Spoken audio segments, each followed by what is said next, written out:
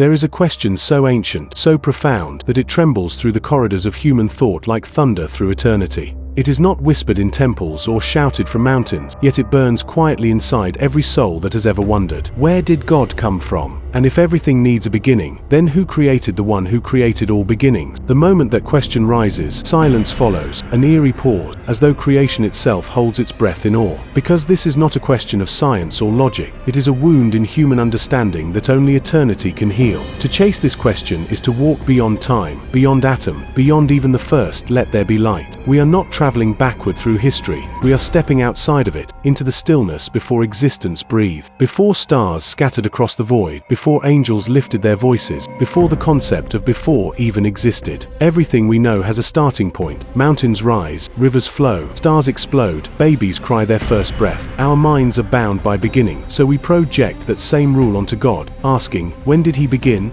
But what if the flaw is not in God's being, but in our understanding of what it means to begin? Imagine asking, what is north of the North Pole? A question that collapses under the weight of its own limitation. In the same way, asking who created God is like trying to measure eternity with a watch. It does not fit, because God does not exist within time. Time itself exists within God. He is not a product of creation. He is its cause. When Moses asked God for his name, the answer shattered logic. I am that I am. Not I was, not I will be, but I am, the unchanging presence that simply is, untouched by beginning or end. That name is not a label, it is a revelation of reality itself. God does not have existence, he is existent. He is the eternal present, the now that never fades, the fire that burns without consuming fuel. Can the human mind grasp that? Hardly. We live inside second, he dwells beyond the ticking of any clock. We see change, growth, decay. He sees all moments at once, from the first to the last, as though they were one breath. That is why he says, I am the Alpha and the Omega, not because he travels through time, but because he contains it. To God, there is no waiting, no delay, no past or future. All is eternally present before his infinite awareness. So when we ask, who made God? We are misusing language. It is like asking what sound silence makes. God did not come from somewhere. Everything else came from him. He is the first cause, the unmoved mover, the eternal source from which all things find meaning and motion.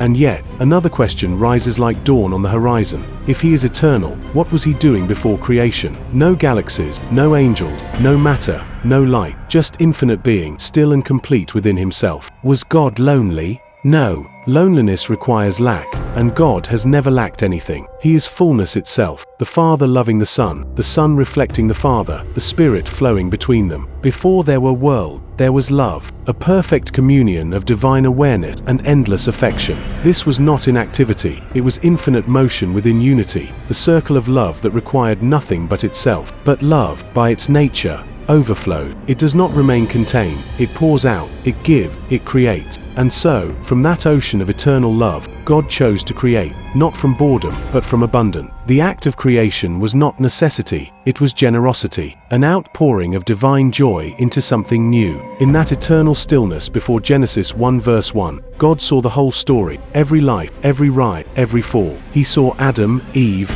Noah, Abraham, Moses, Mary, and yes, even you, before the first atom formed. Psalm 139 verse 16 whispers this secret. All the days ordained for me were written in your book before one came to be. Before the stars began to sing, your name was already known in his heart. That is how timeless his love is. So, what was God doing before creation? He was thinking of you, dreaming of your place in his eternal design. But as the plan unfolded, another reality was waiting to emerge, one darker, yet necessary in the great story. Before galaxies spun, before Michael unsheathed his sword, the first created being came into existence. He was not a warrior or messenger, but a masterpiece, radiant, glorious, a mirror of divine artistry. His name was Lucifer, the shining one, the morning star, the first spark of beauty beneath heaven's throne. The book of Ezekiel says, you were the seal of perfection, full of wisdom and perfect in beauty. Every precious stone adorned him, his body shimmered with light, his voice resonated with the music of heaven. He walked among the fiery stones of God's glory, surrounded by brilliance beyond mortal comprehension.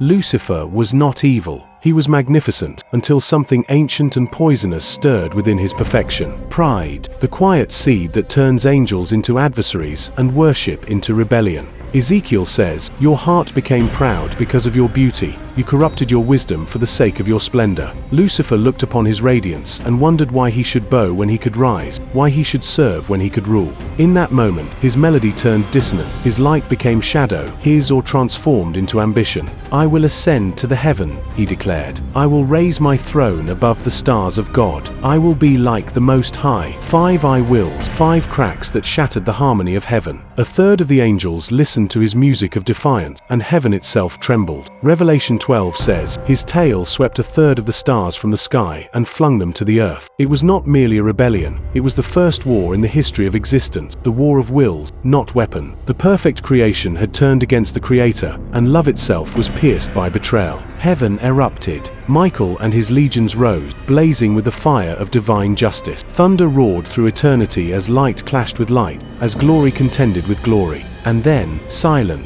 Lucifer fell, his brilliance twisted, his name replaced with shame, his beauty consumed by pride. Like lightning, he was cast down, and the echo of his fall still trembles through creation. But God did not destroy him instantly. He allowed rebellion to exist, for even this served the greater story. For through conflict, creation would see the true depth of love, the patience of mercy, and the justice of holiness. Thus the earth became the arena, the proving ground of heaven's mystery and mankind's purpose. Here, in dust and breath, God would reveal what even angels could not fathom. Because the question was never, who created God, but what kind of God would create those who could betray him and still love them. The war in heaven was only the beginning. On earth, the battle continued, between obedience and pride, light and darkness. And one day, the eternal would step into time. The infinite would become flesh. The God who had no beginning would be born in a manger, among the same beings who had fallen. The word that spoke creation into being would allow himself to be crucified by his own creation. The cross was not a rescue plan, it was the plan from the very start, written before the first star shone. Because love must be proven, and freedom must be honored, even when it breaks the heart of God himself. Lucifer fell because he desired power. Humanity fell because it desired knowledge. God descended because he desired love. And in that descent, the uncreated Creator showed what eternity truly means. Not endless time, but boundless mercy. Every atom, every breath, every moment of history bends toward that truth, that God is not bound by time but moves through love. When we ask, who made God, we miss the wonder that he made us, knowing full well the cost of our freedom. He knew creation would rebel. He knew Lucifer would fall. He knew the cross would be necessary. And still, he created. That is not weakness. That is divine courage, the will to love, even when love will bleed. So, the next time that question stirs in your mind, where did God come from? Remember this, he did not come. He always was. He is not part of the universe's timeline. The universe is part of his imagination. Time is a ripple in the ocean of his being. Space is a thought in the mind of the eternal. Every galaxy, every soul, every heartbeat moves within the pulse of his uncreated life. He is not from somewhere. He is the somewhere from which all else flows. He does not begin. He begins beginning. He does not end. He ends ending. When he said, "I am," it was not a statement. It was the sound of existence awakening. So perhaps the true mystery is not how God came to be, but how we came to exist within his endless love. The Creator stepped into his own creation to pull us out of our self-made chaos and bring us back to eternity. The question that began in wonder ends in worship. Not who made God, but who are we, that he would love us so. He was, he is, and he will always be. The fire that never fades, the voice that spoke time into motion, the heartbeat behind all life. And now you know, God did not come from anywhere. Everything else came from him, and he made it all because of love.